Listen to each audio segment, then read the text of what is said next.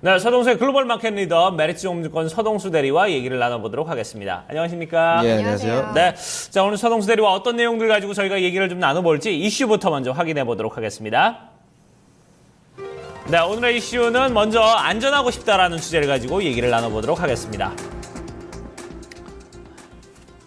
아무래도 뭐 이 안전은 테러로부터의 좀 안전이 아닐까 하는 생각이 드는데 유럽의 어떤 테러 위협이 계속해서 좀 증가가 되고 있고 물론 이제 파리 어느 정도 좀 뭐랄까요 불안감에 대해서 좀 증시는 좀 많이 좀 벗어난 그런 모습입니다만 지금 이제 뭐 터키하고 러시아 간에 또 이런 외교 문제가 또 터지면서 이 부분이 또 앞으로 좀 어떻게 흘러갈지 모르겠어요. 예, 뭐 제가 이제 개인적으로 자산을 운용을 하면서 뭐 한두 달 전에 이제 어느 정도 여기에서는 좀 자산 비중을 어떻게 하자 이렇게 목표를 이제 계획들을 세우면서 운용을 하거든요. 근데 이제 이번 주는 사실 이제 좀 자산을 많이 좀 줄여놓는 약간 뭔가 시장이 금리를 올리는 그런 이벤트에 앞서서 조금 반등이 나올 수 있는 구간이다.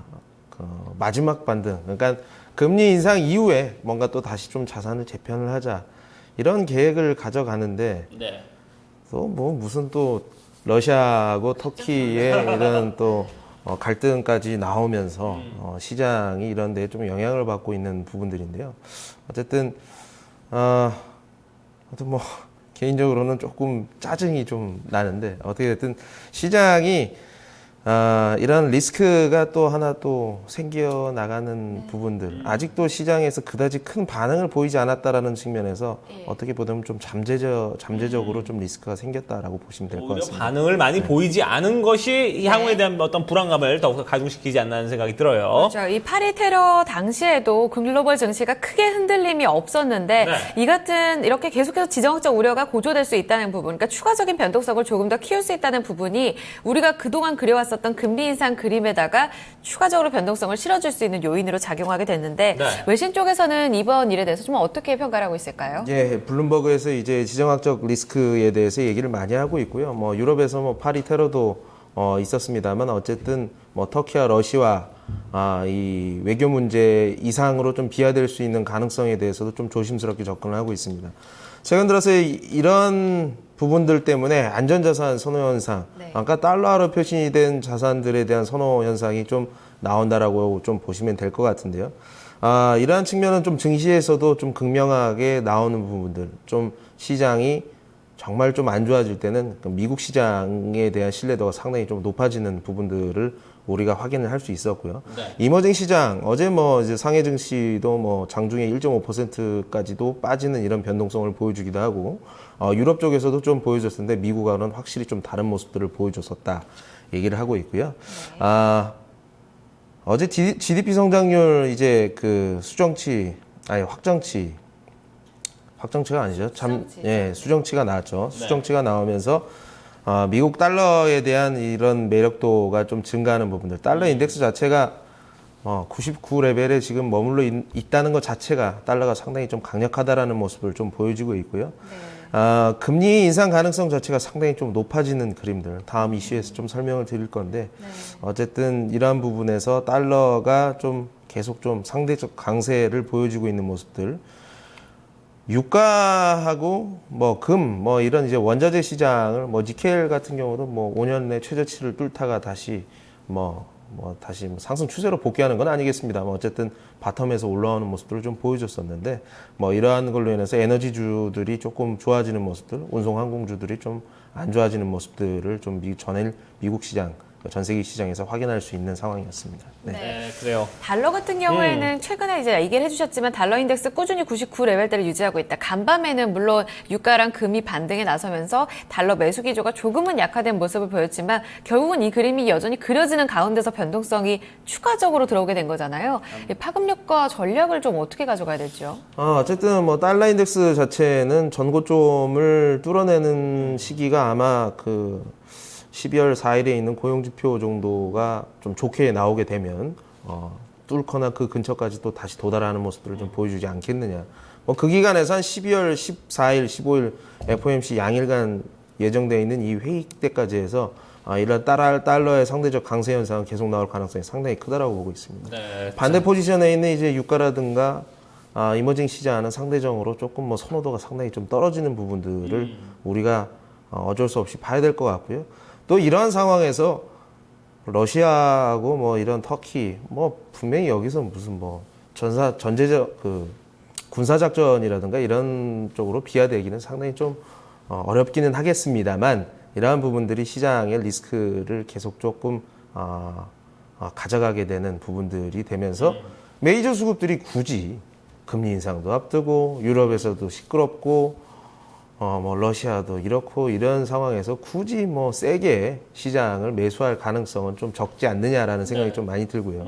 하지만 언제나 이 바닥권에 가 있는 자산들을 낚시질을 하는 데에는 바텀 피싱이라고 하는데 이런 부분들은 언제나 유의할 수 있다. 뭔가 이런 리스크 온 국면에서 변동성이 확대되면서 시장이 조금 불안해 보일 때마다는 조금씩 투자 자산을 늘리는 것도 하나의 방법이 되겠다라고 정리를 해드리겠습니다. 네, 전체적으로 현금 포션을 조금 이제 늘려갈 때고 아무래도 수급 자체도 좀 원활하지 못할 가능성이 높다. 하지만 분명히 여기서 어떤 이제 저가에 대한 어떤 매수에 대한 그런 부분은 좀 대비를 하고서 우리가 좀 증시에 임해야 된다. 이런 부분에 대해서 얘기를 했고요. 아무래도 좀 재산적인 어떤 포션을 좀 확대해 보자라는 의견을 주셨습니다. 자, 이렇게 해서 첫 번째 이슈 저희가 먼저 살펴봤고요. 두 번째 이슈 이어서 좀 알아보도록 하죠.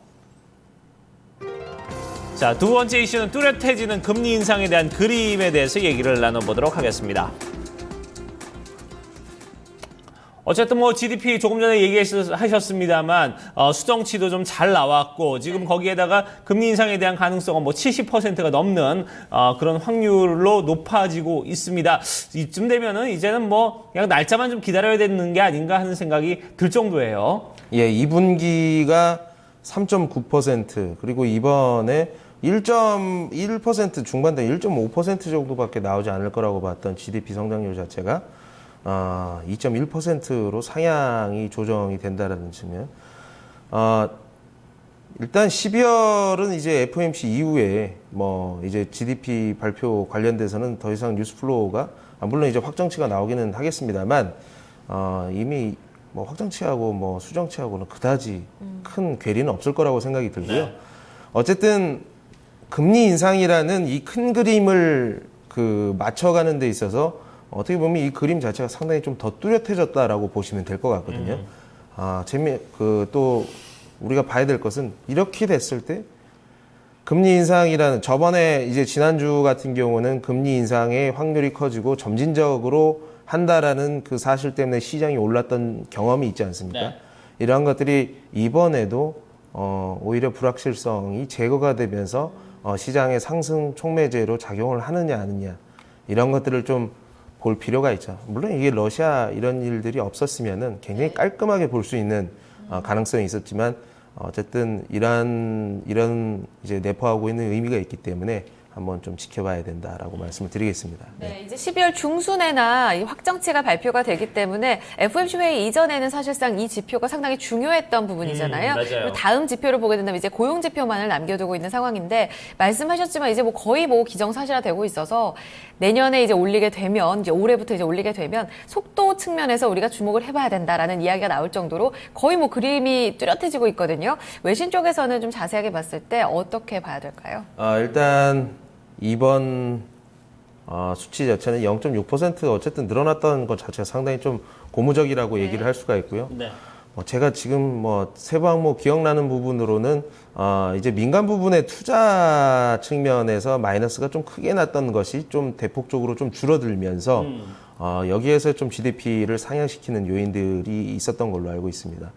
뭐 기업들의 이익은 약간 그리고 PC, 뭐 개인 물가 같은 경우는 조금 줄어드는 모습들이 있긴 했습니다만 이런 것도 조금 뭐 부정적으로 보기에는 좀 수치 자체가 너무 변동폭이 적었고요. 어쨌든 투자 부분이 어느 정도 좀 적극적으로 우리가 생각하는 것보다는 상대적으로 이루어지고 있구나 하는 측면에서 좀 긍정적으로 생각이 좀 들고 있습니다. 어쨌든 블룸버그 따르면 글로벌 경기, 차이나, 그러니까 중국에서 오고 있는 이제 그 경기 둔화 가능성 자체가 우리가 생각했던 것보다 별로 크지 않을 수 있다. 이런 것들, 세계 경기 둔화하고 약간 좀 거리가 멀어지는 모습들, 미국의 GDP로 인해서 우리 경제가 생각보다 상당히 좋구나 하는 것을 확인하고 있다라고 얘기를 하고 있습니다. 어쨌든 10월 고용지표가 급속도로 좀 회복을 하면서 GDP 이 성장률 관련된 데이터 자체도 상당히 좀 좋게 나오고 있기 때문에 뭐 실업률이라든가 뭐 이 3대 바로미터라고 할 수 있는 미국 경제 이제 바로미터나 뭐 GDP 그리고 고용 뭐 실업률 뭐 인플레이션은 이미 뭐 우리가 좀 지키기는 쉽지 않은 상황이 된 것 같고요. 이 상황에서 어쨌든 금리 인상의 그 그림을 굉장히 좀 짙게 만들어가고 있다라고 얘기를 하고 있습니다.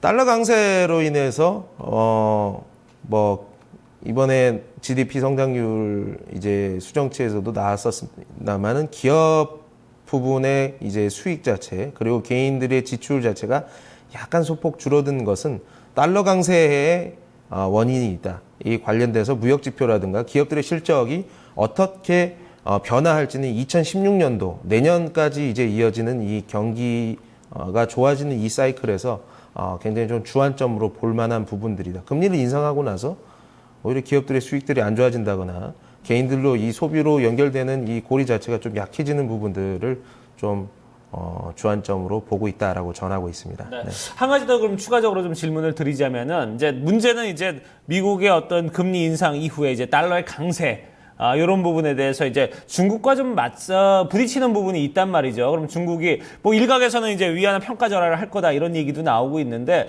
어떻게 중국이 그런 싸움에서 밀릴까요? 어떨까요? 일단 중국은 그런 싸움.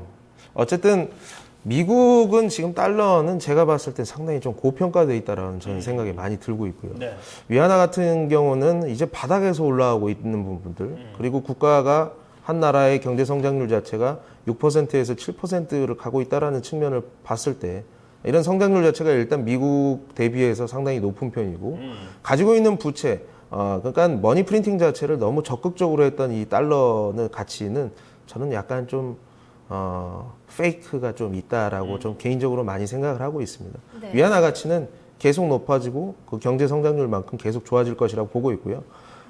이 달러의 지위를 이제 역전을 시키는 게 진짜 가능하겠느냐라는 많은 전문가들 절대 미국을 추월할 수 없다라고 이렇게 보는 부분들 저 그 말에 부정하고 싶지 않습니다. 하지만 시장은 중국이 그럴 수 있는 가능성 그런 업사이드에 대한 베팅은 굉장히 선제적으로 이루어질 것이다. 네. 이게 증권 시장과 실제 실물 경제의 차이거든요. 그러니까 주가 자체는 선행 지표이기 때문에 이런 가능성을 보면서 투자하는 측면 진짜 실제로 이루어졌는지는 그렇게 중요하지 않습니다. 투자의 측면에서 접근을 했을 경우에는. 네. 그래서 이러한 측면에서는 위안화가 업사이드가 상당히 달러 대비는 좋지 않겠느냐라는 게 제 생각입니다. 파급력적으로 가봤을 때 그렇다면 추가 달러의 어떤 추가 강세의 그런 업사이드는 높진 않다는 말씀이신데 이렇게 되면은 뭐 선진 증시와 이머징 증시로의 파급력은 어떻게 봐야 될지 이런 부분도 같이 한번 점검을 해보도록 하죠.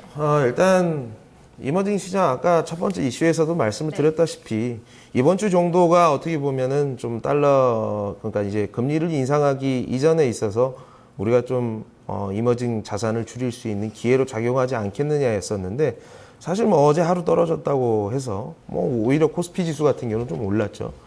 그랬다고 해서 우리가 뭐 놓쳤다라고 생각을 하기보다는 좀 적극적으로 이런 부분에서는 적극적으로 좀 대비를 하셨으면 좋겠어요. 어쨌든 금리 인상은 이뤄질 가능성이 상당히 높아지고 있고 금리 인상이 딱 이뤄지게 되면 막상 뭐 불확실성이 제거되면서 시장은 올라갈 수 있겠습니다만 그 전에는 상당한 변동성이라든가 아니면은 여기에서 누군가가 변동성이 온다는 얘기는 자신감이 결여가 된다는 얘기입니다. 여기에서 강력한 베팅을 하기에는 상당히 좀 어렵다. 하지만 막 무너질 것 같이 흔들릴 때마다는 우리가 자산을 늘려도 된다.